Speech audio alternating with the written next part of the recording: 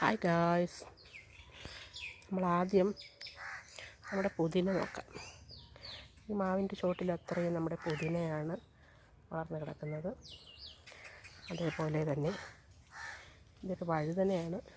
ഇതിൻ്റെ ഇലകളൊക്കെ പുഴുവിട്ട് ഒരു വഴുതന, അതൊരു വഴുതന. ഇതിന് കാ വരാറായിട്ടുണ്ട്. ഒരു വഴുതനത്തൈ അവിടെ ഒരുപാട് ഒരു മുളകും തൈയും വലുതുണ്ട്. അത് ഉണ്ടമുളകാണ് ബക്കറ്റിൽ വയ്ക്കുന്നത്. ഇത് തക്കാളി തൈ. അത് കഴിഞ്ഞിട്ട് നമ്മളിങ്ങനെ വരുമ്പോൾ ഇവിടെ 2 തുളസി തൈയുണ്ട്. ഇവിടെ ഒരുപാട് ചീരത്തൈയുണ്ട്. ഇതിലൊരു മുളകും തൈ. ഇതും വഴുതനയാണ്. ഇത് 2 ഉണ്ട് മുളക്.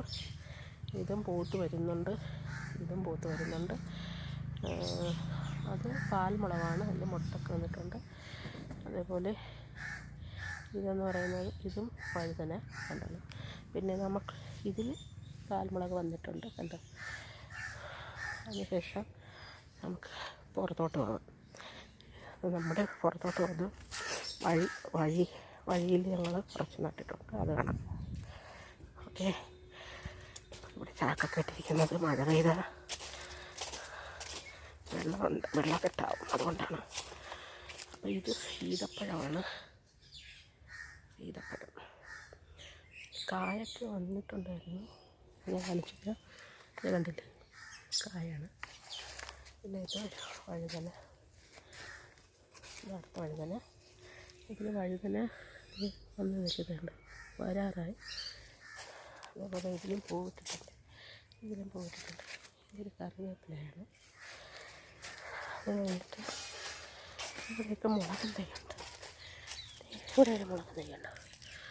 പിന്നെ ഇവിടെ നമ്മൾ തക്കാളി തൈകളായി. ഇത് കുറേ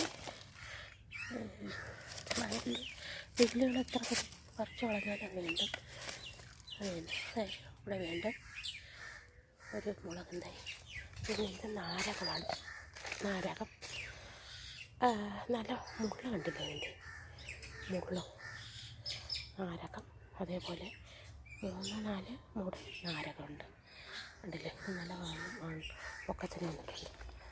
ഇതിനേക്കാളും പൊക്കത്തിന് വന്നിട്ടുണ്ട് കണ്ടേ. ഇത് നമ്മുടെ ബാമ്പു ചെടി.